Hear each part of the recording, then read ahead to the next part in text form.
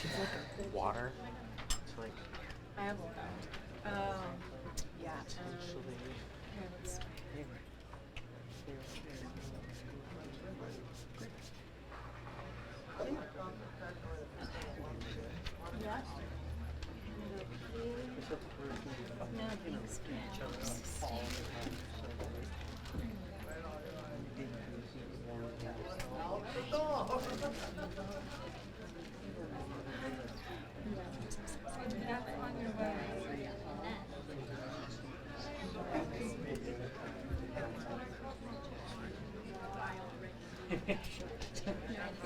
They're all just so different.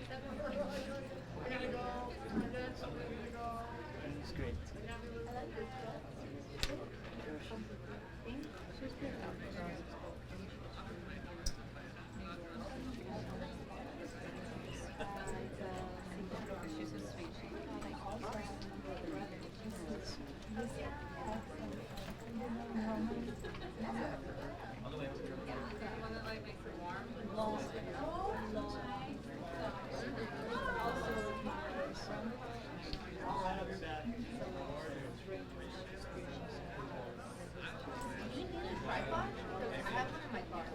By any chance,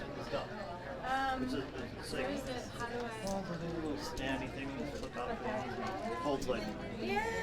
hold, you can hold, show people. I don't know if you put No, I it want through it to. or. I want to put this here. Oh, it's different. But I think maybe I should it put- might. Hold on. I think it might be fine. No, it's too wobbly. Well, You know I what? mean, I'm gonna like, just use this It's chair. okay if you don't touch it, you know. I'm gonna use the chair. Oh, well, I'm a high chair. Oh, you do? Yeah. Oh, can I have that? Yeah.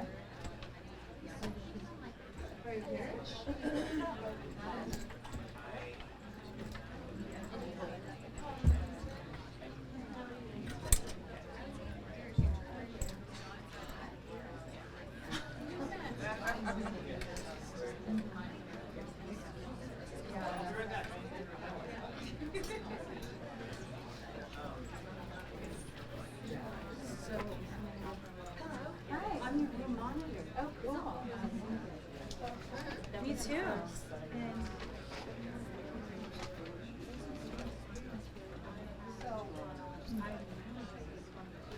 You're going to be fantastic, number one. Thank you. And I know, I'm excited also. So how would you like your time to like 15?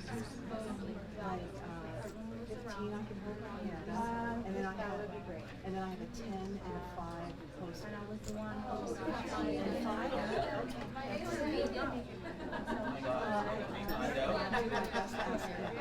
feel that there is something happening right here, but they're telling me to yeah, it's all good. Okay. Do you need anything? I'm good. He's getting me a Okay. And somebody will be international. Yes, As you know. And I'm so happy to be with you. This is going to be awesome. So, and how I brought this towards you, just like Marianne. Okay, so will you like watch?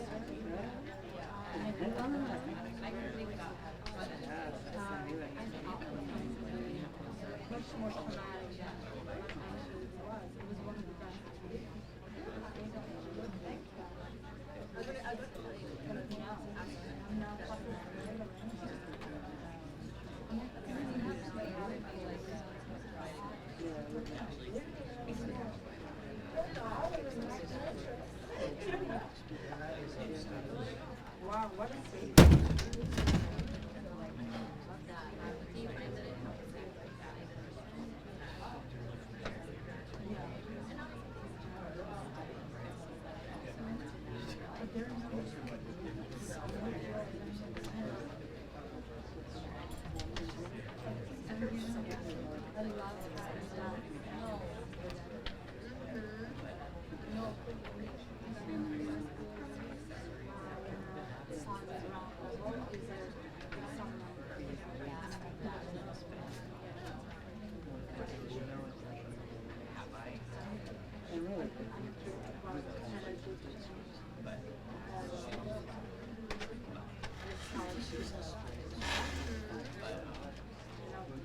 You want to be it? No, not at all.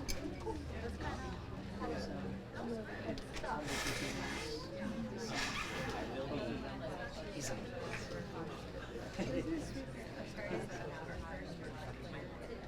Yeah, yeah. Money would end here. Always. It's a great guy.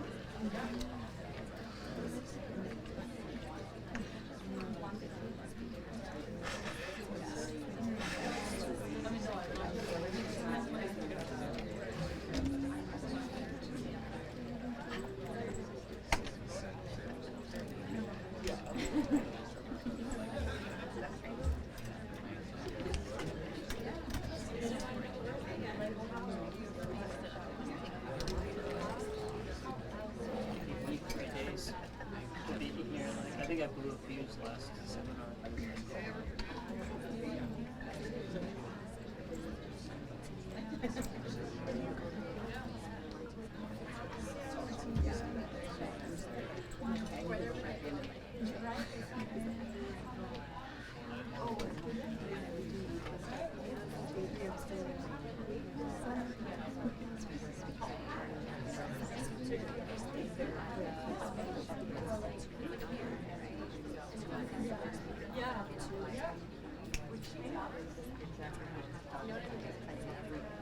Oh no.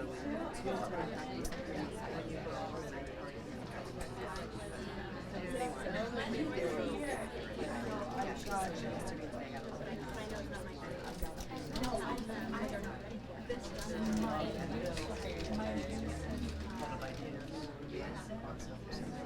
Things to put into practice. Probably needs time to digest. Buy them. Yesterday I had so many feelings, I like went home. The last one was big, I wasn't even going to. If I was going to hear tonight, I don't know, later, but I can't, but he also was like, he's like 3 years old. He's like a Jedi mind, he was just sitting there. And then he's like, okay, where do you have pain?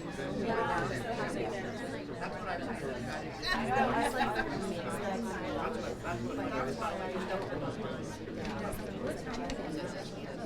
it's very, I've never experienced that. It was very, I felt very light and very happy when I was like, oh, first year. Like, you know, on my own,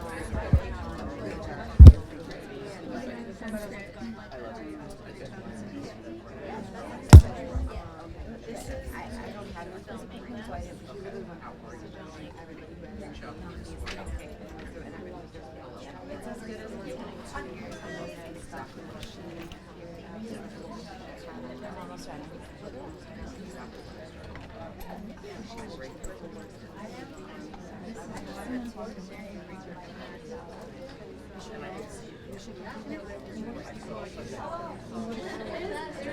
Here's a couple of years.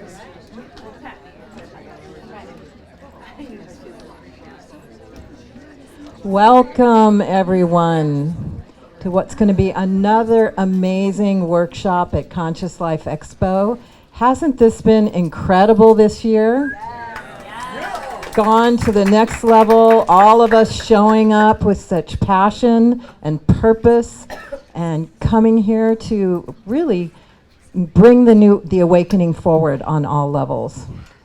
And this workshop is going to assist with that as well, at a very personal level for you. Sarah Hudson is a Grammy Award-winning songwriter, and she's gone on her nominated. All right. To be. That's why I'm here. Yeah. And that is her passion.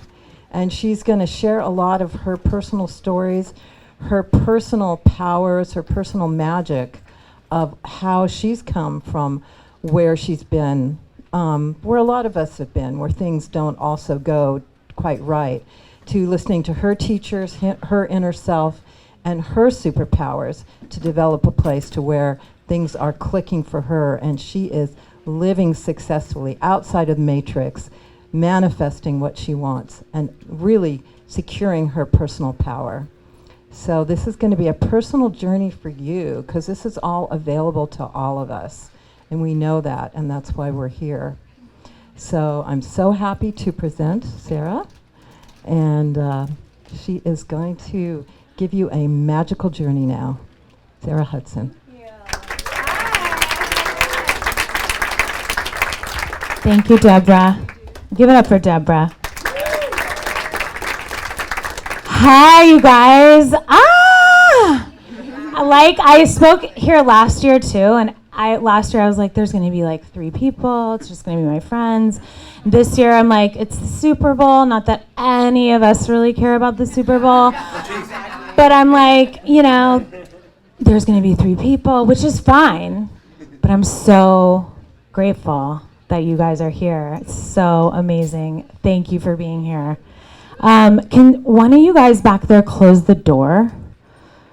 All the like crystals and things are, I can't stop staring at them. I want to shop. These are my notes, so excuse me for reading things. It's just like what I have to do. This year I was like, okay, I'm gonna write a shorter situation and we're gonna talk more and like question answer and just like talk, but it's actually longer than last year because I was just like going. But I'm gonna just, you know, try to wrap it up so we can have some time at the end and just talk and take questions and be people together. So, hi, I'm Sarah. I've been such a massive fan of this expo for like 10 years. I've been coming to this. So when I was asked to speak at it last year, I was totally shook. And again this year in a larger room, I'm so grateful. This expo is the real deal, honestly. It's where some truths are told, you know? So today, we're going to talk about manifesting today, like kind of what we talked about last year too, but I also want to talk about success and that word and what does it mean and how can we be our most successful selves. And, I really wanted to design this workshop for creators and creatives because I believe we're all creators, but, that is my sort of world and what I do. So I wanted to give back to creators and teach things to creators that I've learned through all my failures and my journey. So, are any of you guys in here creators? Wow, a lot of you. Amazing. Music people? Anyone? Wow, cool. Okay, cool. So some of my examples, you'll be like, oh, okay, I got it. So before we get into it, I want to raise the vibration in this room and raise the energy in this room.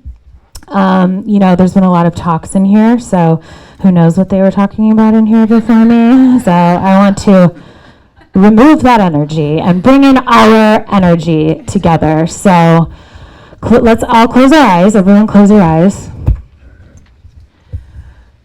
Now, I want to take some deep breaths together. But first, just make sure both of your feet are planted on the ground. Put everything down. Put your phone down. Put your books down. Put your pens down. Just be a human body that you are. Be the spirit, the soul, the energy that you are. And sit up tall with your crown chakra to the sky, ready to receive and download all of the messages that are going to come through me today, that will come through you today, that we will exchange today. And let's take just this brief moment to connect with ourselves, our bodies, our spirits, and source energy. So we're going to take a few conscious deep breaths. Oh no, I don't want that. No, thank you though. Thank you so much. Sorry, close your eyes, close your eyes.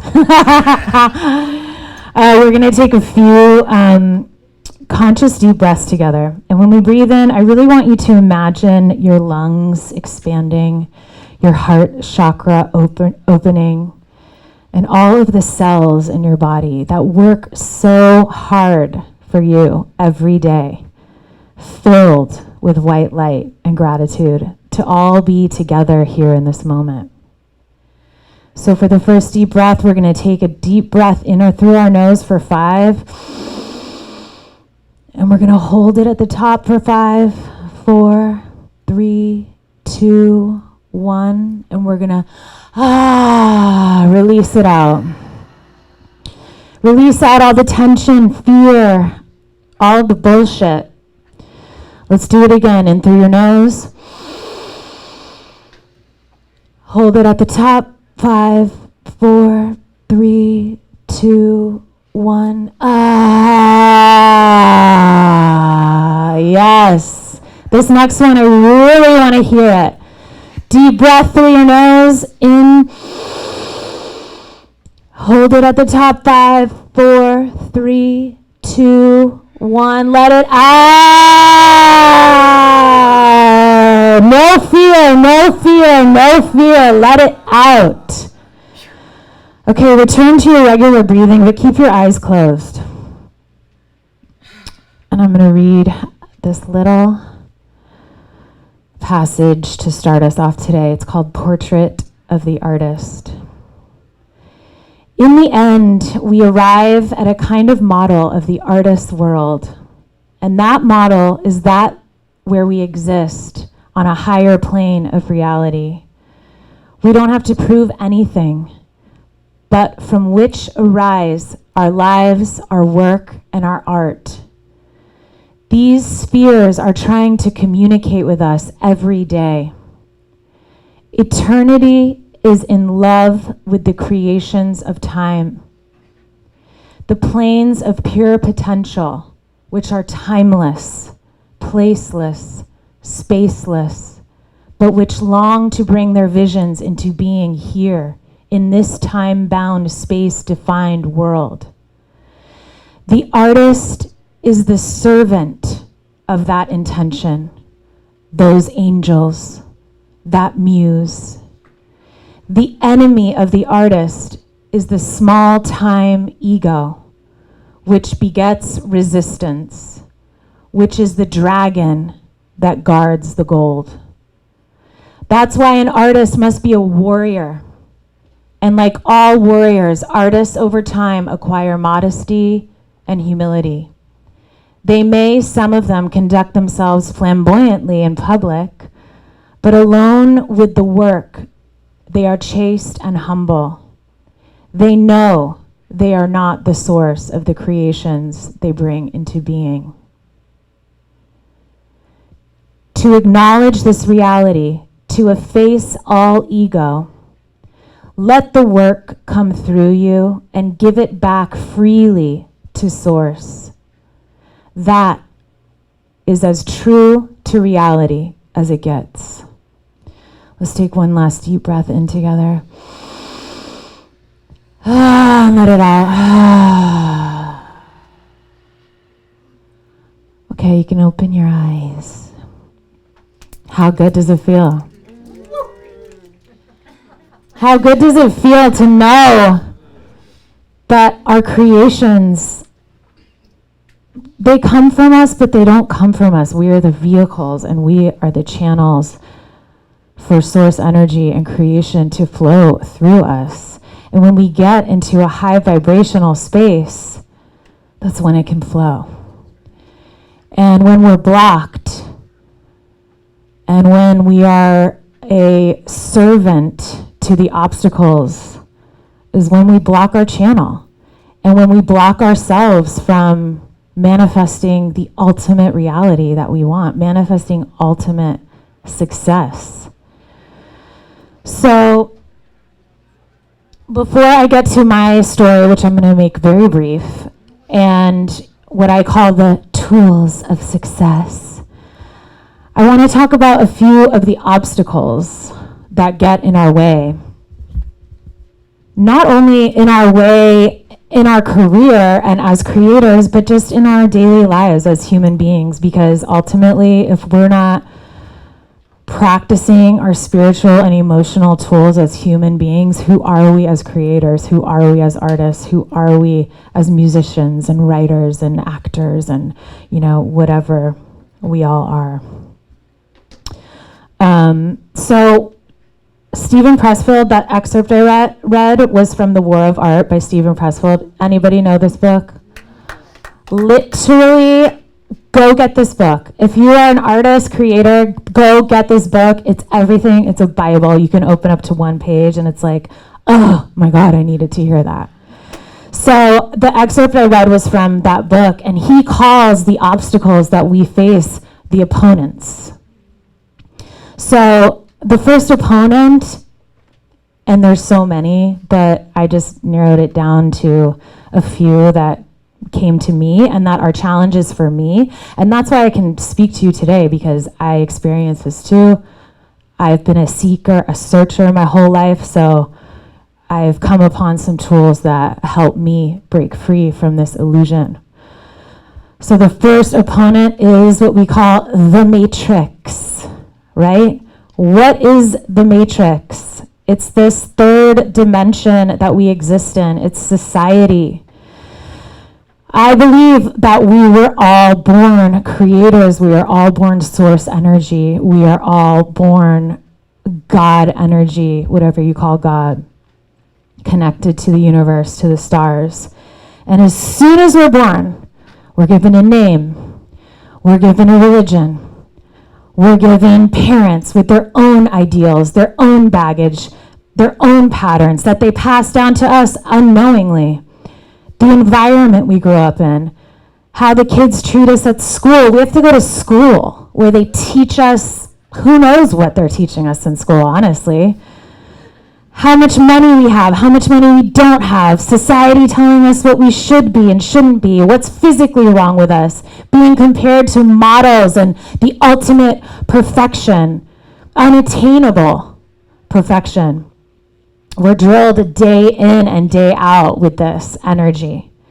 This is the matrix. This is matrix energy, plugged into a society, plugged into 9 to 5, getting in debt, having a family, supporting our family, can't afford this, can't go after my dream, this person has more than me. All of this low vibrational energy. And we start to doubt ourselves. We start to become numb. We start to become like just a programmed human going through life. We lose faith. We lose faith in ourselves, in others, in our dreams.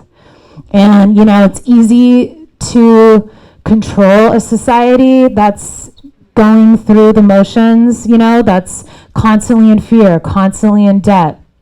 They don't want us to know how powerful we are.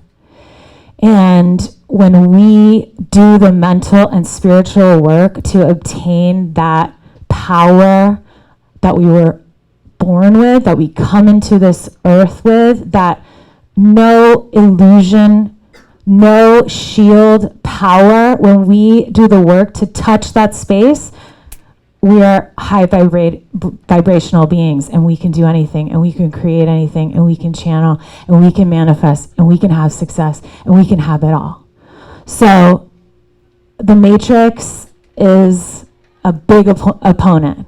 And we all have to exist in it. We all have to pay our bills, and we all have to, you know, go to school and do our thing. But we have to be aware of it, because if we're not aware of it, we can't break free. And I just believe that it's hard work. It's hard to do the mental work. It's hard to do the spiritual work, to realize your trauma, where your traumas come from, how to break free of your generational trauma, your family trauma. Like, that is hard work. But literally, we're all gonna die. This is what I say all the time. We could die tomorrow. We could die in an hour. We could die in fucking 2 days. Why don't we live? Why don't we do the work and live to our highest potential? That always helps me when I'm like going through something. I'm like, bitch, you're gonna die. Like, get up and fucking put your stilettos on and do it, you know? Okay, so I gotta move because I have so much that I wanna say, and I wanna talk to you guys, and I'm just excited to talk to you guys. But okay, obstacle number 2, the ego. The ego is the creator's biggest killer. Literally everything destructive to our creativity is our ego. There's a difference between confidence and an unhealthy ego. Of course, we all need to have a healthy ego to be able to exist in the world, have boundaries, relationships, etc. But the unhealthy ego is where it can really fuck up our channel and our connection, because, you know, so much stems from the ego. Like, insecurity and ego go hand in hand. You know, those people that you see, that you know, that are just so arrogant and fucking huge bravado and think like they're the shit and whatever. I call it small dick energy, honestly. It is insecurity. At the end of the day, it's insecurity, because if you're secure with yourself, if you're confident in yourself, you don't have to do any of that, right? So that comes from an unhealthy ego. Pride, I'm too good for that situation. I don't want to go there. I don't want to do this. I'm too good for it. I'm too, you know, above that. Really, that's just fear. It's fear disguised as pride, ego. Kills your collaborating energy when you, especially all my musicians in here, songwriters, artists, when you collaborate, like, you need to be such an open channel with no ego. Just, what about this? Hey, I don't like that. Okay, I'm not offended by that. I'm not offending you if I don't like something. I don't think my idea is the only idea. It blocks the channel. Sure, can you make something good? Can you get a good song out of it? Okay, I'm sure. But for me, it blocks the channel to connect. Okay, the next obstacle, compare and despair. My friend, his therapist would call it this, compare and despair. You know, who's in music again in here? Okay, so this is huge for us and for everybody. But the music industry is like a big high school and a big popularity contest, especially in pop music, you know, or popular music, whatever. It's like, this person has this, I don't have that. why don't I have that? Why am I not there? Like, we're looking at charts every single week to see who's on a chart. It's just like popularity, you know? And when you compare yourself to somebody and say, she has this, I don't have that, you're emanating lack energy, lack consciousness. And when you put out lack consciousness, that's what you get back. It's the law of attraction, which we'll talk about in a little bit. But compare and despair, huge obstacle that gets in the way of success and feeling successful and being successful within. I like this quote, try not to become a person of success, but rather become a person of value. Albert Einstein. You know, like value. When you think about comparing yourself to others, think about what makes you valuable. You know, I'm not the best piano player, but my friend is. I bring him in the room. He plays piano amazing. That makes him valuable. I come in with an idea or a lyric or a whatever. That makes me valuable. That is something I am good at, a unique talent all to me, you know? We don't have to compare to each other. Another obstacle is control, which is so major for me. I'm a control freak. I had to control my environment as a kid. I lived in a wild house. So if everything was in control, I'm still like it. If everything is perfect and in its spot, it's going to be okay. It's going to work out, you know? But it's an illusion. It's not real. I love this quote. In life, the only two things you can control are your effort and your attitude. Everything else is not up to you. Like if you're a person of faith, not like, you know, a religious faith, but just a faith that there's a bigger energy, that there's a destiny energy, that there is a God energy. It's not up to us at the end of the day. We can show up and we can do our part, but we can't worry about the how and like every single little detail, because it's probably going to go completely opposite from what you think it's going to go anyway. So releasing and surrender. I have surrender tattooed on me because it's one of my biggest things to remember. Just surrender, you know? You don't have to control everything. Another obstacle is resistance and procrastination. This is what this book is all about. And as creators, we're the biggest fucking procrastinators. I don't know why. Well, I do, but like also like, why wouldn't we just want to be creating left and right, you know? It's all within us. It's all fear. Putting things off to the last minute. Oh, I don't want to do it. I'll do it tomorrow. I'm too lazy. I'm too scared I'm going to get judged, you know? Resisting. That is blocking us from connection. And the last one is the biggest one of them all, fear. False evidence appearing real. Fear. Not being good enough. Fear of rejection. What if I suck? All of what if? It's fear, you know, it's not real. And especially as a creative, at least in my world, it's like I have to walk into a room and go, I have to say fucking 90 ideas that suck before 91 of them is good. And I can't have fear and have success. I can't walk in and go, well, I'm just not going to say that because they might think that I suck. And like, you know, I don't want to say that. Because if I don't say it, I'm not going to get to the next one, to the next one, to the next one that's going to lead me to a fucking huge successful moment. Successful moment meaning we made something that day that we all feel good about and happy about, and hopefully it connects to the world, you know, because that is the dopest. When you can share. So I want to talk about how to transmute these energies and really like what assists you in becoming a successful human, at least what success is to me. You know, when we hear that word success, we think of money and awards and validation and cars and fame and fortune and all of these things, which those are physical manifestations of what's within. That is a physical manifestation of emotional, spiritual success, at least in my opinion, you know? But before I get there, I just want to hear, like, from you guys, are there any other obstacles that you can think of that you feel are getting in your way of being a creator, of creating a successful life for yourself? Yes. Trauma, big one. Big one, trauma.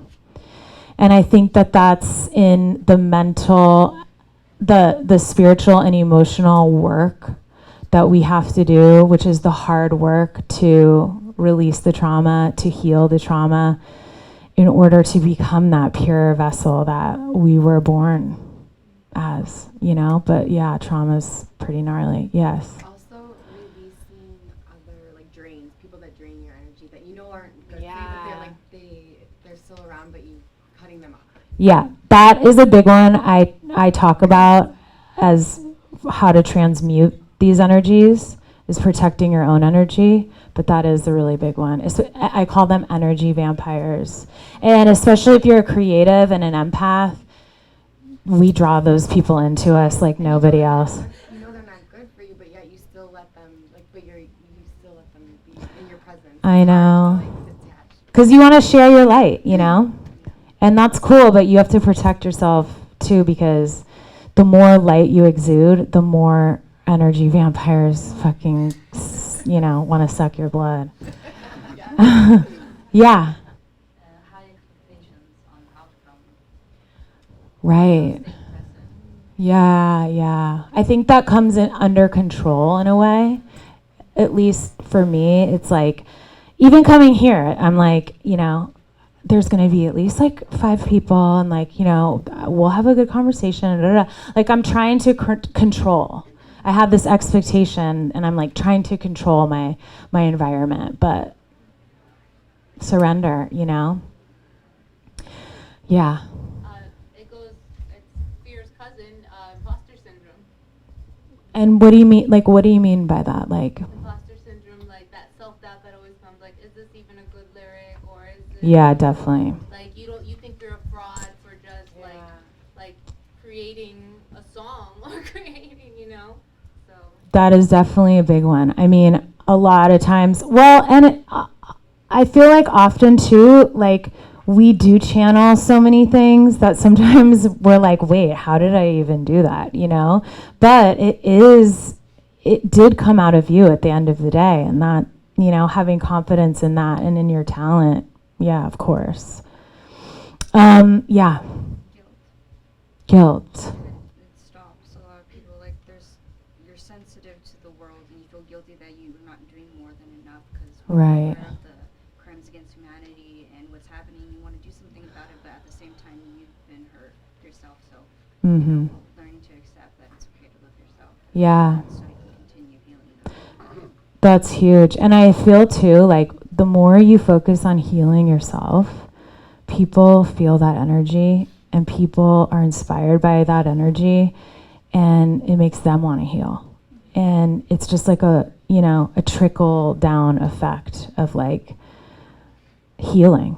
And that's kind of all we can really do. I mean, obviously do our part in society, but healing ourselves is healing the world, in my opinion. But okay, I want to just move to how do we transmute these energies and what are the tools of success? The first one is gratitude. The energy of gratitude changes the vibration in your body, in your spirit, in the room immediately. I feel like shit. I don't have enough. Victim. Switch it around. What am I grateful for? I'm grateful that I have a tongue because without my tongue, I couldn't talk to you. How dope is that? Like, you know what I mean? Like, and the energy, boom, we feel good. Gratitude is huge. And very quickly, my story, I grew up in an entertainment family. Music was my everything. From a little kid, I got signed to a record deal when I'm 19. I made this big pop album. I thought this was it. I'm going to be a pop star. You know, I got dropped from the label. Devastating to me. I started a band. I toured for like 6 years in this band, broke as a joke, living in a studio, no shower, no kitchen, nothing, splitting a Subway sandwich. We grew up together in that world, splitting Subway sandwiches. Literally nothing, like so low, bottom of the barrel, scraping to get by. I was in a really dark place, and I was filing for bankruptcy at the time. Like, it was just like dire straight, you know? And I found a book called The Magic by Rhonda Byrne. I don't know if anybody knows that book, but you should get it immediately. It's all about gratitude. I was like, what the fuck do I have to lose? I'm gonna read the book, you know? Read the book, did it to a T, did all the exercises in the book. My energy, and I knew, sure, be grateful, but I didn't know about gratitude on this level at that time. I read the book, my energy just shifted and changed. I'm still broke, I'm still in a studio, I'm still in the same situation, but my energy is different, my vibration is different. And what I was putting out into the world, that energy was different. And what you put out, you get back. That's law of attraction. I was putting out a high vibration. I got back that same frequency. And I got an amazing opportunity to work with a big artist. We wrote a song together. I thought maybe this will, do something. 6 months later, it's #1, and I'm reversing my bankruptcy, and I got an apartment. And my life just turned around. Thank you. And I really attribute that change to this energy of gratitude. Like, I really, really do.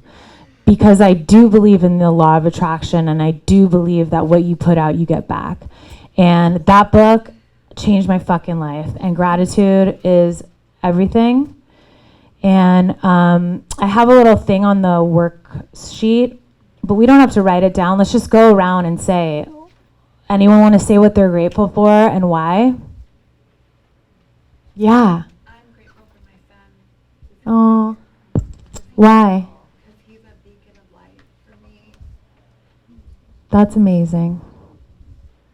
And after we say what we're grateful for and why, we say thank you, thank you, thank you. And we feel that. How does that feel? Because manifesting and being successful and all of it is all a feeling. Yes.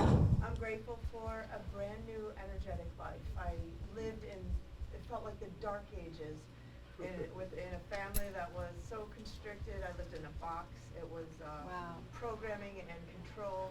And then I married an abusive situation. So I'm a different person. And my friend here, I'm grateful for her because she enlightened me about 5 years ago. And I've just been nothing matters as much as being happy and being in the moment and learning and growing. Yes. Thank you. Yes, thank you. So beautiful. Anyone else? Yeah. I'm grateful to be able-bodied and to be here because now, as of last night, I've moved here. Oh, hell yeah. Last year, I pulled through on a plane to visit, and this year, I was able to go for it. So I'm grateful for my body that I was able to do the drive and get here. So I'm thankful. Hell yeah. How sick is that? We all have a body. And we're grateful for our bodies. Yeah. I went from living a normal life to 2 years of severe panic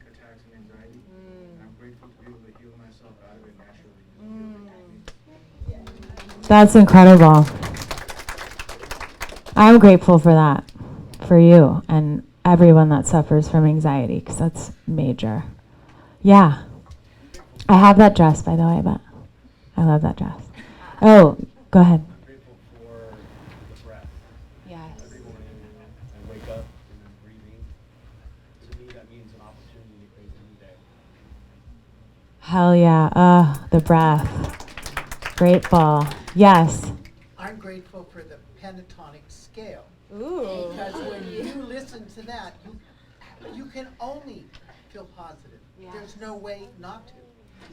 Pentatonic's there for a reason. Hell yeah, pentatonic scale, baby. Woo! Okay, yes. I'm grateful for all the things that never happened, but could have in the past, and that I'm witness of, like being aware of all that things, and they seem so real to me that I know that I was protected.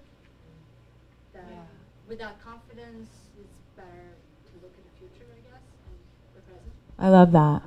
Meaning that Very good. your past is exactly how it should be. Yeah. I wanted to ask you, considering that, what's your viewpoint now, looking back, for you not becoming a superstar singer? Okay, I'm going to answer that, but I will do a question section because I just want to get through these. Okay, one more. Yeah. I'm grateful for dogs and their unconditional love. Oh my God, me too, for dogs. And dog backwards is God. They don't have any fucking egos. They are God energy. Oh my God, I love that one. Okay, so I want to move to the next step, tool, is belief and faith. It's imperative that we have some sense of belief in this life. I believe that I came to this earth to inspire and uplift and be abundant and share that abundance. And I believe that every single one of you guys did too. And, and we have to look at failure as a good thing. Have faith that you'll succeed at the next attempt. I think of Edison and the light bulb and how many times he tried to make the light bulb and, 99 failures for your one success. And that belief is going to keep you going, and that faith is going to keep you going. And we have to connect to some energy, whatever you call it, God, source, nature, dogs, the universe, spirit, whatever that energy is to you, having faith that you're being taken care of and that you are one with that energy, that you are that God energy. And, that, and in destiny, and that just destiny, your destiny is unfolding how it's supposed to be. One of my favorite things from The Wizard of Oz is when Glinda, the good witch, at the end says to Dorothy's like, I want to go home. I need to go home. I got to find a way home. And Glinda says, you've had the power all along. And that's the point of The Wizard of Oz, is you've had the brain all along, the heart, the courage, the power. You've had it all along. You just have to go through the trenches and go through the journey to discover that,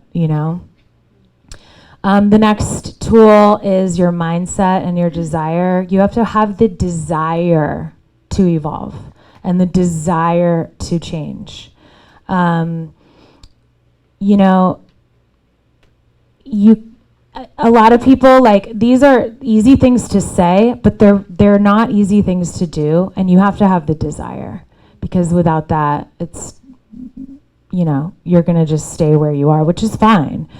But a big part of changing your mindset and focusing on your desire is how you speak to yourself and how you speak in the world, the language that you use. And that brings me to the next tool, which is language, words, your thoughts. Our words are so powerful. Spelling It's our words. What we say dictates our reality. I feel sick. I feel sick. I feel sick. You're manifesting that reality. I don't have enough. I don't have enough. I don't have enough. You're manifesting that. It's lack, lack, lack. You know, of course, it's normal. We're humans. We feel these things. We go through these things. But change it. Change it. I have enough. I am enough. I am healthy. I am on my journey to healing. We really don't realize, in my opinion, how much we limit ourselves and our potential with the things we say. You know, and when you start to become aware of those things, you hear it. And when people talk, it's crazy. It's like people talk about themselves and about other people in a way of, you know, putting themselves down constantly. And how can you expect to attract success and attract high vibrations when you do that? You know, and like manifesting, it isn't always like a positive thing. You can manifest dark shit too, you know? Like I used this example last year, like during COVID, there was this commercial on TV that was like, in the height of COVID, and it was like, you should just pretend you have COVID and stay home. Like, that is what it was telling us on TV. It was manifesting that reality. So someone's gonna hear that and sit and go, oh God, I have COVID, I shouldn't leave, you know? You're manifesting that. So it can work both ways. So really being aware of your thoughts and the words that you use. I put on the paper, for those of you that have a paper, I put some words and how to switch it. Just we'll go through a few, like, I need says you don't have it. So you're manifesting lack. I don't have it. And instead, we say, I have. You know, I need to be successful in my job. Change it to, I have everything I need to be successful at my job. It's just the little things, the way that we change, that we talk to ourselves. You know, like, I'm trying. This is one of my big pet peeves. I'm trying. Trying insinuates you can't. Instead, I'm doing the best I can to get to A, B, C, or whatever, you know? Yeah, there's a lot here you can just look at, and this is all from one of my favorite books that is on the back as well. I listed a bunch of books that I've read that have been Bibles to me that I would recommend fucking reading every single one of those books. Like, literally, those books are everything. You know, so change your words. I can, I am, I have, I enjoy, I'm grateful for, I envision, I create. Even just saying them, how good does it feel to hear them, you know? Another incredible exercise is affirmations. Like, I have affirmations all around my house, on my mirror. I am abundant. I am powerful. I am grateful.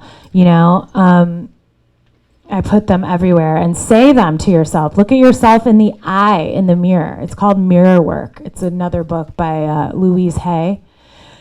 How often do you look at yourself in the eyes? It's bizarre. We don't. Like, we kind of like glaze at the mirror. We like do our mirror pose, and then we're done. Like, we don't look at ourselves in the eye and go, I am abundant. I am powerful. It's okay to love yourself and look at yourself and know yourself, you know? Oh, yes. What time is it, by the way? Because I want to make sure we... Halftime. Okay. Oh, it's halftime. I know, I was like, you guys are with me and not Rihanna today. Thank you. Sorry? Okay, cool. Oh, hell yeah, thank you. No, we're all unique and we all have our own value that we bring to the table.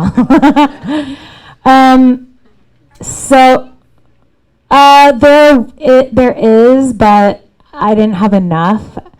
So yeah, maybe someone can take a picture and, yeah, he can give you his. Pass it back, class. Are you guys feeling good, by the way? I know it's a lot of talking. Everyone feeling good? I know it's hot in here, but we're getting there. So one of the most important, ultimate tools is feeling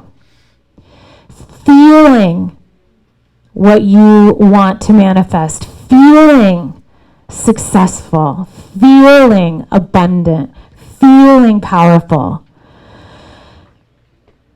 You are worthy of everything that you desire in this lifetime, and you have to feel that. It's one thing to think it, it's one thing to write it down, it's one thing to use the language, it's one thing to know, but to feel it is really the key. And I've heard a lot of people talk about manifesting, and they leave this out for some reason. At least the couple times that I've heard people talk about manifesting, the feeling is everything. So it's like, let's just whatever it is. I want to manifest a partner. So I envision what that partner looks like, or a job, or a whatever it is, an accolade. And I close my eyes and I feel what that feeling is like to have that partner in my life. I have it right now. How does that feel? Like if everybody had fucking $10 million in the bank account right now, how would that feel? Dope, right? We could go fucking travel, go do whatever we want. That would feel sick. Stay with that feeling, That is like so fucking crucial when it comes to manifesting. And often, like I like to make like a vision board always. Like I've made them my whole life, and I sit with my vision board, and I look at each thing I put on my vision board, and I imagine myself like in that situation. So I had, I had Greece on one of my vision boards. So I'm looking at the picture. I'm closing my eyes and I'm meditating on being in Greece. And how does that feel? That feels so good. And the ocean breeze and the this and the that, it's visual, it's imagination, it's experiencing that feeling. And that really brings it back to you. And you can always go back to that feeling, That's the coolest thing is, okay, I'm okay right now. I have this space that I can return to. It's huge. The next tool is action and discipline. It's important to put all of these things into action on a daily basis, And the discipline, I really learned about discipline in the past 2 years because I got this crazy trainer. And he just pushes me to the limit, and I don't want to get up at 5 a.m. I don't want to eat the fucking banana. I don't want to eat. I want to eat the chocolate. You know what I mean? But I have to put discipline into it if I want to see results. I have to do it. I have to meditate every day, or I'm psycho. I have to do yoga, or I feel all like crunchy and gross. These are things that I just have to do. I have to be disciplined about it. And it's funny, we get on these sort of roles of I'm meditating and I'm yogaing and I feel so great and I'm just gonna coast and this feeling will last forever. And you'll notice, boom, it doesn't. It's gone. You're like, why do I feel like shit? Why am I putting myself down? It's because you're not fucking doing the work, taking the actions, having the discipline. Some actions that I'm talking about are gratitude. Do 30 days of gratitude. What am I grateful for and why?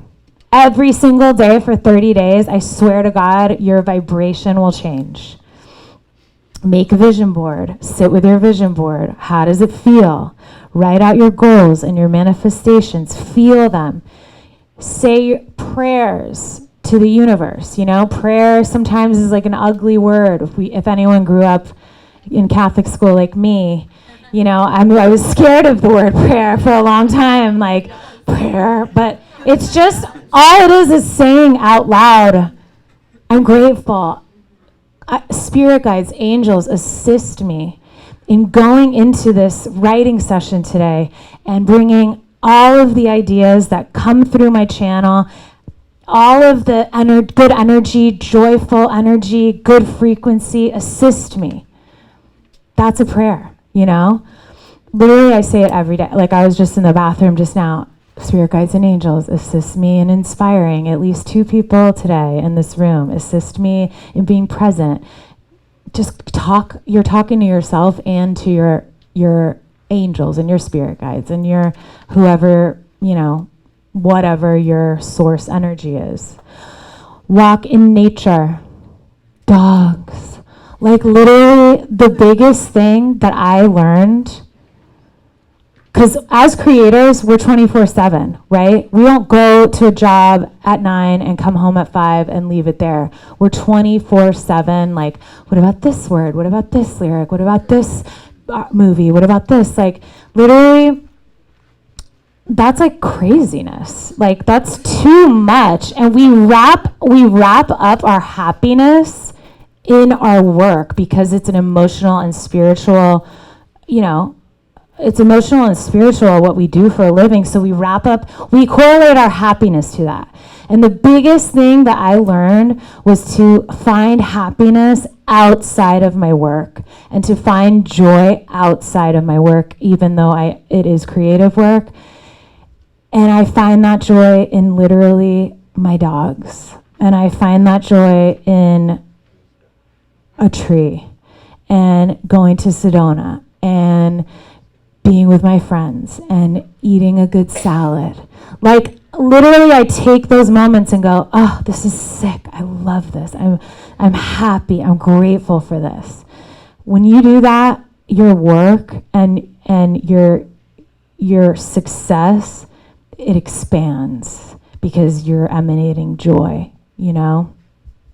You'll be miserable if you don't, literally. And everything will be tied into your work, and that's fucking misery. Anyway, I went off on a tangent there a little bit, but so, and when you start to really do these things on a daily basis, you start to see signs and synchronicities everywhere. Like, who sees the same numbers all the time? Every day, all day. Literally, who see everything? Like, you think of someone, they call you, just all these little signs. So Abraham Hicks, who wrote The Law of Attraction, he calls that the vortex of manifestation. Isn't that sick? Like, when you take the spiritual action, you reside in the vortex of manifestation and you see tiny miracles every day. Like, because that's the vibration, that's where you're vibrating at. So you see these synchronicities. And they just keep you connected to your power, and they keep you connected to the divine and to being successful as a human being. We're almost there, by the way. The next part that is crucial, in my opinion, for success is co-creation. A huge part of success, at least for me, I am a collaborator. I have collaborators, you know. Sure, I can create on my own, but I want to create with other energies. That's just where I do my best work, where I get the most fulfillment. And it's really important to stay aware of, you know, we're meeting all different types of personalities, and sometimes I don't like something about this person. But what that really is saying is it's triggering me in some way. You know, it's not you. If I'm God energy, you're God energy. Something about you is triggering me. What is that? And how can I release that in this moment and do what's best for the situation in this moment and co-create with you? you know, hopefully you find your tribe and the people you work well with, and there is no ego in the room and there is a flow in the room. But, you know, especially in the beginning of our careers, like that's not the case. You have to go into many situations. All it is a reminder on how you can heal and become in alignment. And the ability in co-creation to listen. Like, listening, that is so huge. Like, I just notice more and more how many people don't listen. Like, even at a dinner or something, I start to tell a story. Yes, can my stories be lengthy? Yes. But I see people like go to their phones or interrupt or talk about something else. Like, listening is just such a lost art. And I think when you're collaborating and when you're creating, being able to listen not only to yourself and your own body about what feels right to you, but to the person you're co-creating with, it's everything. And that one's challenging for me too, because I talk and I like get excited and this is what I want to say. But I have to constantly remind myself, bitch, just listen to the fucking, just listen, you know? So, hold on, I'm looking here. Okay, so to the next one, I can't remember who said it. I think you did, about protect the energy vampires. Protecting your energy, that's so huge, especially when you're doing all of these things, when you're meditating and you're doing yoga and you're saying your prayers and you're, you know, creating and you're tapping into this high space. Because when you vibrate high, when you exude light, people feel that shit, especially the dark, you know, like especially dark energy, they love light. But not just the dark, everybody, they can feel that. And that's cool, and you want to inspire, and you want to share your light, and you want to, you know, exude.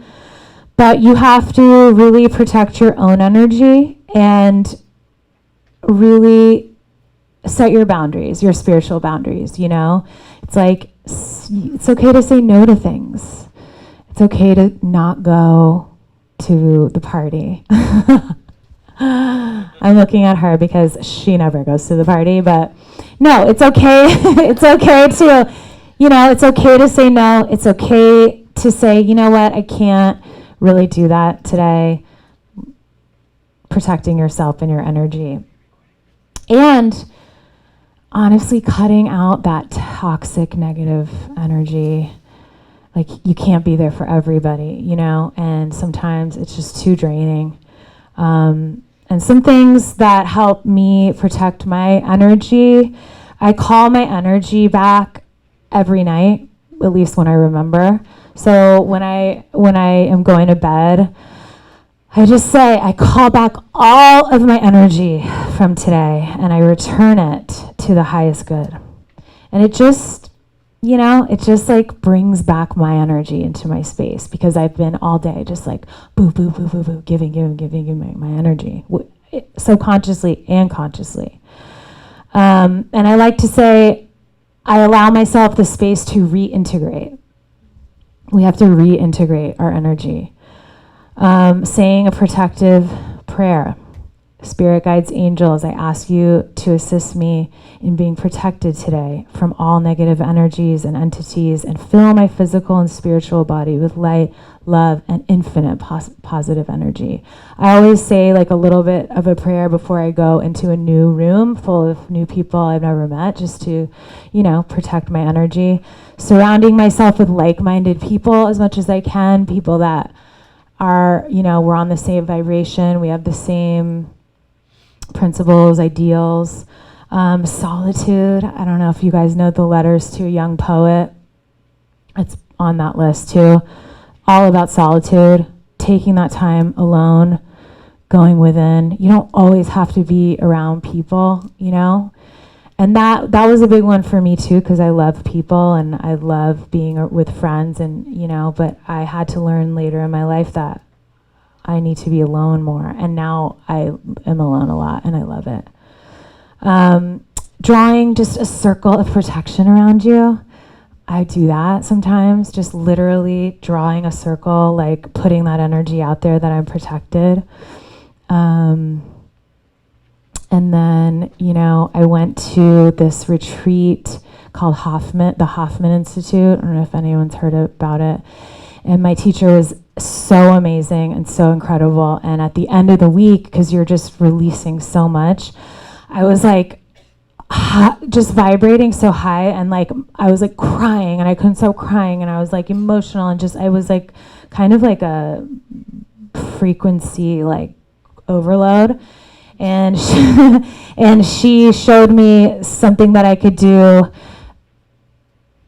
turning down each one of my chakras. I don't know if anyone knows anything about chakras, but starting with your crown, and then moving to your third eye, and moving to your throat, and going through all the chakras, and picturing it like a volume knob, and just turning them down. It just helped me that a lot. And she also showed me a mudra, which is like this.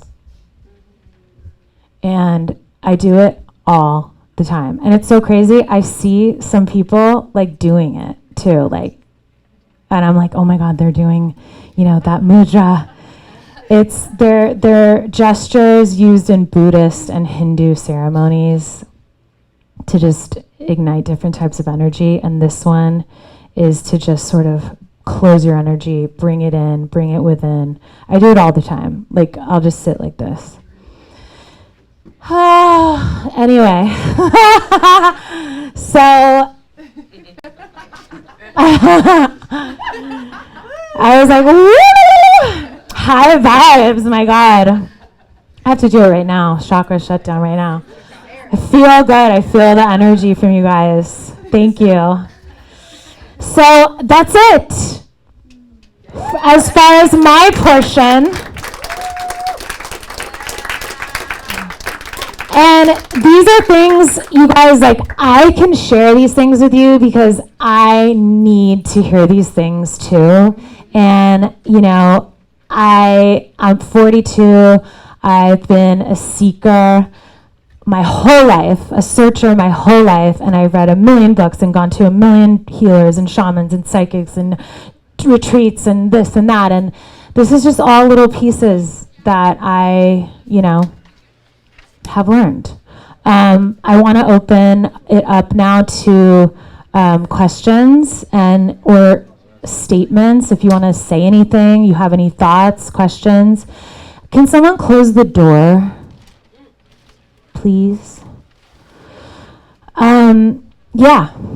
Your very first quote came out of this incredible book. Could you name the author again? Yeah, if you have one of the worksheets, it's on there, but it's The War of Art by Stephen Pressfield. You guys, this book is, I was reading it this morning too, just it's just next level. And then he has another book called Turning Pro, which is kind of like how to apply all of this into your professional career, Definitely get these books. Yeah. Which artist inspires you the most, if you had a mentor or anything like that? I love that question. I mean, artist-wise, I grew up with, the Beatles, Joni Mitchell, Led Zeppelin, Bob Dylan, a lot of classic artists. And then, I'm a child of the 80s and 90s, and I love pop music, so Madonna, Prince, Michael Jackson, that whole world just changed my life. Lou Reed is huge for me, Velvet Underground. Yeah. The Rule Breakers, I like those kind of artists. Yeah. Staying on theme with the Matrix, I guess. Was curious going back to when you were talking about being in a room with other energies that have ego and trying to create something beautiful and free. I guess it's called there's this theory of Mr. Smith syndrome or something where people turn into like Mr. Smith or something, right? In the Matrix, how they be a random person would just transform into Mr. Smith. Right? So like I started thinking about it. It just, You're going literal Matrix, which I love. I had to.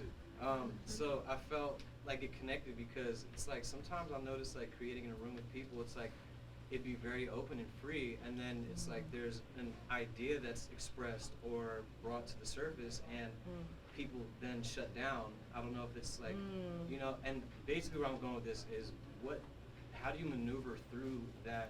Because it's like sometimes you are forced to be in rooms with people that you just don't vibrate, right? Is that correct? Yes, yes. Right, so it's like you're forced kind of into these spaces, and I'm just curious how you maneuver through that and still create your best work.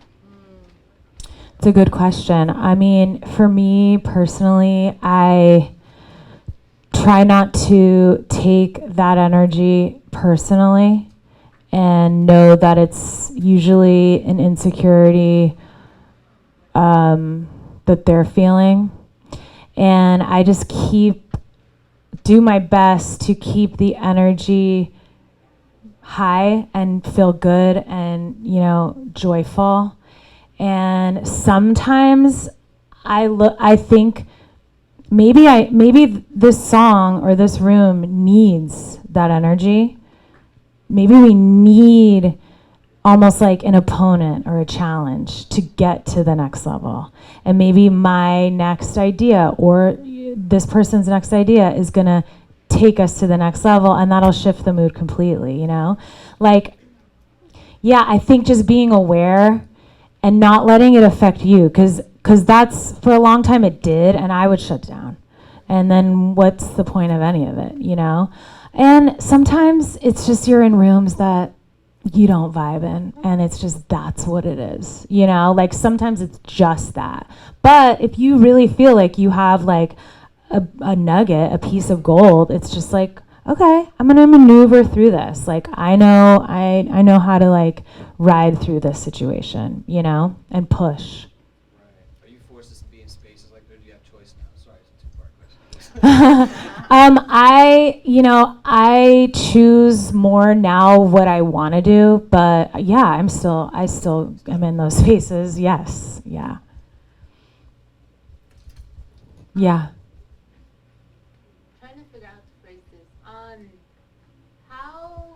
So I just literally uprooted myself, and now I'm seeking to attract the people that I know I want to collaborate with or have that. I don't want to do this like networking thing. I want to actually have meaningful relationships and find that. How would you approach that, or what are some ways to like literally attract the people you want in your life? I think, it's a tricky situation because I think when you're first starting out, it's like you kind of have to throw everything at the wall and see what sticks. And you have to put yourself in uncomfortable situations and in rooms that you might not think, oh, I'm above this room, or I should be with these kinds of people. Like sometimes putting yourselves in those situations, it weeds it out, and it helps you find your real people and your real collaborators, And I think it is still a business, and it is still a networking situation where it's like, okay, I want my ideas to be heard. I want to be seen here. I got to just put myself out there, And eventually you're going to figure out what's right for you and what isn't, But it's just kind of the game. Yeah. Oh. Yeah, no, go ahead. So as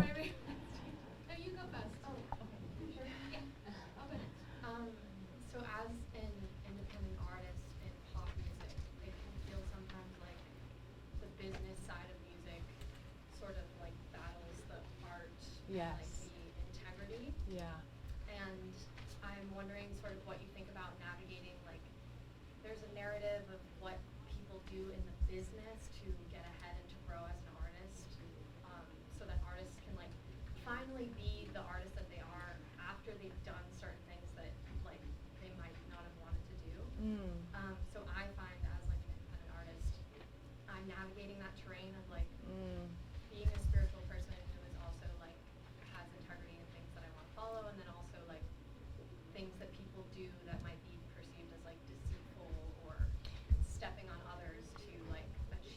And when you say that, what do you mean specifically? Like, deceitful meaning like lying or like? Maybe just like with numbers and Oh, uh-huh. kind of how people, things that people say. Like buying views and things like that? Yeah, like how they've grown, and I think, I'm just wondering what your advice would be or what your thoughts are in terms of as we grow as artists or as songwriters, navigating the business side and the artist side in congruence. I think that, first of all, I think that if you are truly meant to have your art in this world, it will be, and you have to put it out and your destiny will unfold. I really believe that. But I look at like the music industry, for instance, as the matrix, right? It is that kind of dense energy where they're profiting off of your art. Like it's not really a God energy. And there is a lot of that kind of thing, like, you know, lying and deceitful things and all of this, but that doesn't mean that you have to do that, you know. And I think it's like, it's not true when people say like you have to be an asshole to be successful, or you have to, you know, you have to like cheat the system and do whatever you have to do to get to the top. Like I just don't subscribe to that. I think that if you're completely authentic in who you are, and if that's something that resonates with other people, if you're living your authentic truth, it will resonate with other people regardless, you know. I mean, sure, as a woman you have to be like a strong woman in this business, and some people can think, oh, you're being a bitch and whatever, but I just don't think you have to do those things to get to a certain level. I think you stay in your spiritual self, you stay in your authentic self, you put out authentic art into the world, and it's gonna, whatever is supposed to return to you is just gonna return to you. I know it sounds kind of like an airy-fairy answer, but it's just true, you know? I never really had like a playbook in how to succeed in the music industry. I kind of just did what felt good, you know, and did what felt right. And it wasn't until I worked on myself as a spiritual being and started to really love myself that success came to me. I mean, and maybe it's not like that for everybody. Trust me, I know a lot of successful assholes, but this is just how it worked for me, you know? So I hope that sort of answers your question, but yeah. I just wondered how you practiced patience during that time where you said, you know, you're having obstacles and it took some time to be successful. Like, how did you keep that faith that you would be successful in the end? I didn't practice patience during that time, which is why I'm here and able to share this with you, because I had to really learn patience. I'm very impatient, and you know, I didn't practice patience during that time. I was depressed. I was fucking anxious. Oh, what does this mean? 15, okay. I was anxious. I was, you know, hungry. I was like all of the things. And again, like I said, it wasn't until I literally read that book and I learned about gratitude and I learned about energies and frequencies that I was able to like put that into play and really learn what patience is, and really learn, like, you know, what's meant for me is meant for me, and I have to be good with that. And the faith and belief, I just always had it. Like, I don't know, I was born with it. Like, ever since I was little. Oh my God, thank you so much. Thank you. I just had this, you know, drive and this faith and this, like, I have to put my art in the world. I have to do it. I just had it. You know, and I know not everybody has that, but it can be something that you practice, you know? Okay, a couple more, and then I want to just do a closing meditation prayer. Yes. You talked generally about some things like that are negative in writing sessions. But could you maybe give some specifics on some things that you learned along the way that you were doing that weren't contributing to the session?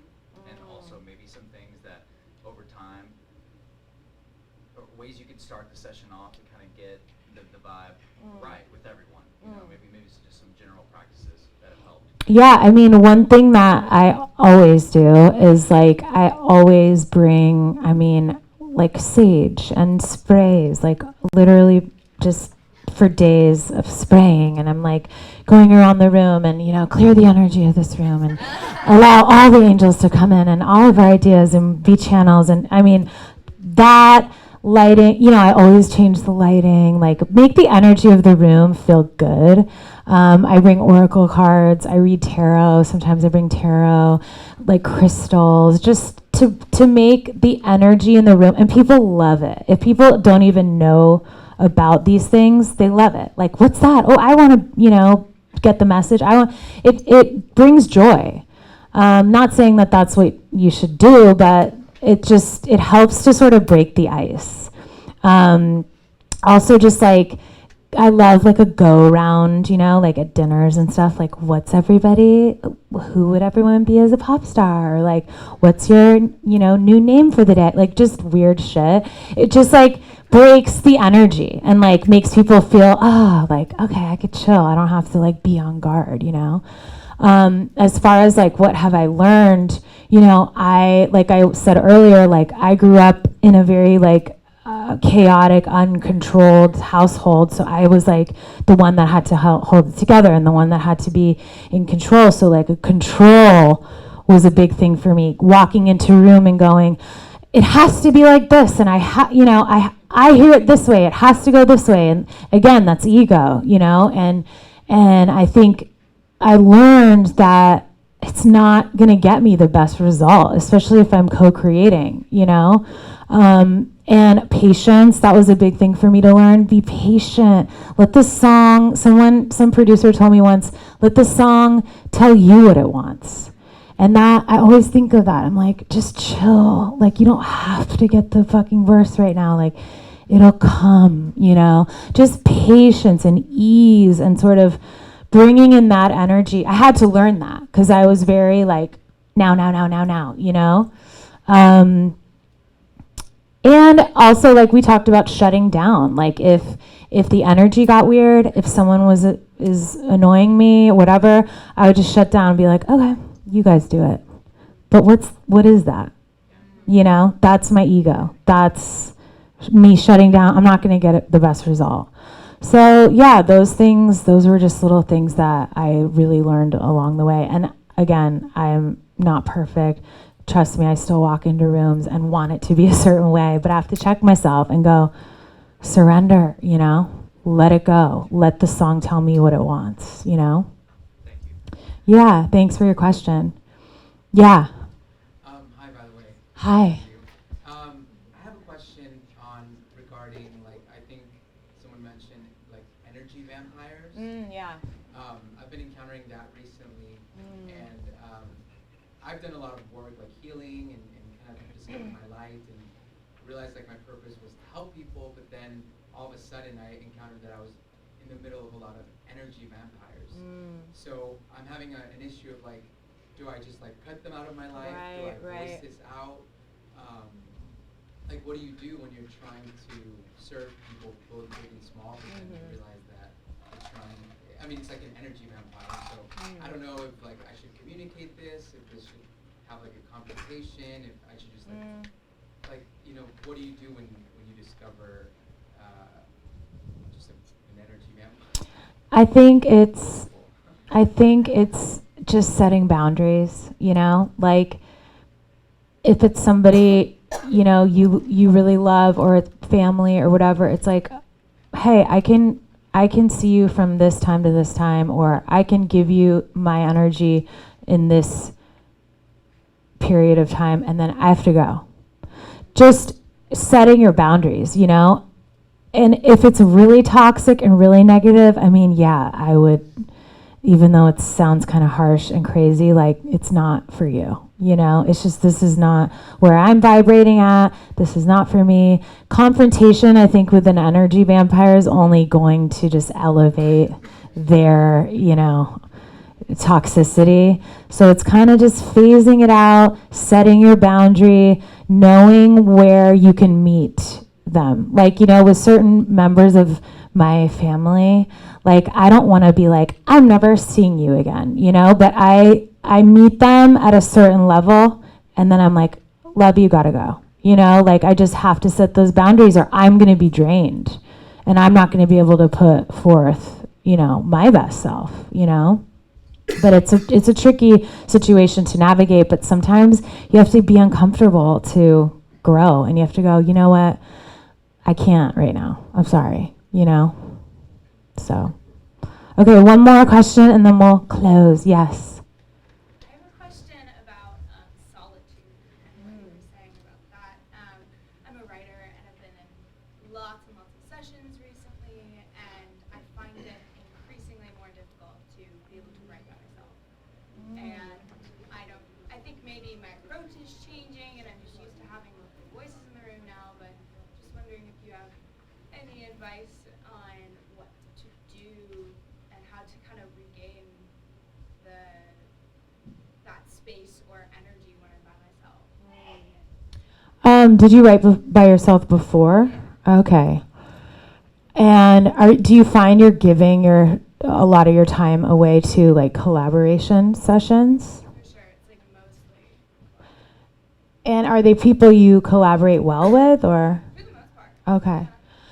You know, I have a writer that I signed to me, and she asked me the same question, sort of, or in the same world, because she writes a lot by herself, and she's so amazing when she writes by herself, but she's also a really good collaborator. And my advice to her was to amend her schedule to, it's like, okay, well, I'm going to do 3 sessions a week with people, and I'm going to do 2 where I just write by myself. And even if I just bring in, even if you just sit and you write a hook idea or a start of an idea, and that came from you, and you can bring that into your sessions with your collaborators too, you know, and that might start your energy back up on writing on your own. And the one thing she does that all the time now, is she starts her ideas and then she brings them into her sessions, and it's cool because you already walk in the room with something you've already started, you know, and it gives you the confidence to take those 2 days or 3 days or whatever for yourself to work on your own writing. And it's just as crucial too. If you really feel like you put out good work on your own, those 2 or 3 days you do on your own is just as crucial as your collaborations, you know? So I think it's just making the time to do it. Yeah, just scheduling it. And it's important. You should. Yeah, you should. Just, it's like with the energy vampires, it's like just the boundaries. It's like, nope, Thursday, Friday, can't. I'm doing my own things, you know? And then when you can take those ideas into a session, like, that's so cool, you know? So yeah, I hope that helped. How much time do we have? 5 minutes? Okay. Okay, one more question. What is your moon and what is your rising? Oh, love that. Cool. I'm an Aries sun, I'm a Cancer moon, and I'm a Pisces rising. I know, literally, I thought for my whole life I was Aries rising, and I was like, yeah, but I'm an Aries rising, like, go, bitch, you know? And then my mom, literally 2 years ago, was like, oh, I found your birth certificate, and you were actually born at 2 minutes before she said I was, and I was a Pisces rising, so I had to, like, really come to terms with that. But it makes sense because I'm emotional, I'm a fucking water baby, I'm dreamy, I'm like butterfly girl, you know, so. I have to say this, your dad brought me to you, and I have Oh. to thank you so much for making me feel less alone, because I'm Scorpio, Aries moon Oh, damn. I'm telling you, we're fucking weird. Yeah, you're. All my balances, I'm like, where is this girl mirroring me? When you come and you say all the craziest shit over the last couple of years, I've just been like, I feel so much less alone. So thank you. Oh, I love that. Thank you. That really means a lot. Yeah, that combination is whoop boop Scorpio Aries, girl, and Cancer. Oh my God. Okay. Thank you guys so much for being here. Like it really means so much to me to share this, and I can't wait to see all of your successes and manifestations come to fruition in this world. I just want to close our time together and read this small excerpt from one of my favorite books. It's called Manifesting Made Easy. It's on that list too. Okay, just let's close our eyes and let's just be in a place of gratitude for being together today, being one energy, one consciousness, being in a place of love, light, and gratitude. And let's put your hand over your heart. And let's take a deep breath in through our nose. One last release.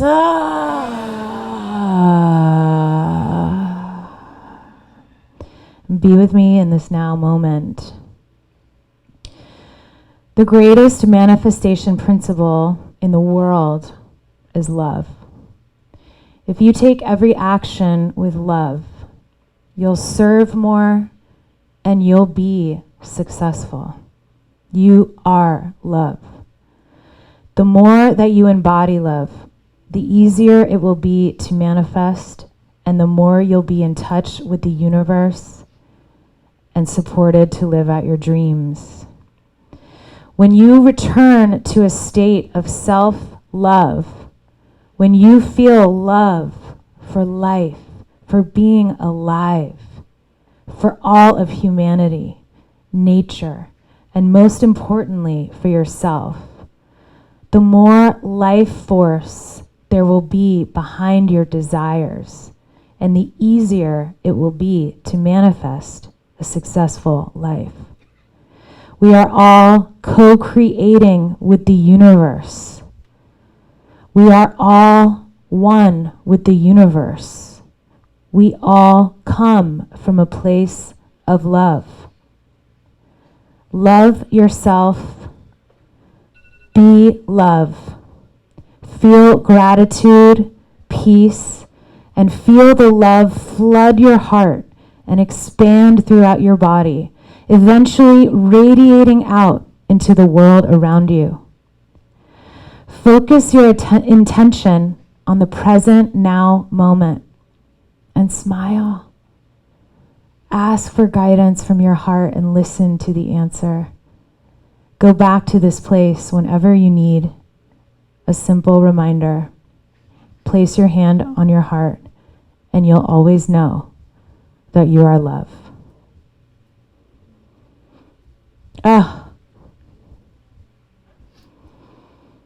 Okay, you can open your eyes. Amen. So beautiful. Oh my God, we are just love energy, period. They can't beat love. John Lennon. They can't. They could try in our food, in our fucking schools, with our religion, blah, blah, blah, but they can't beat love. Period. Thank you guys. I really appreciate it. Thank you.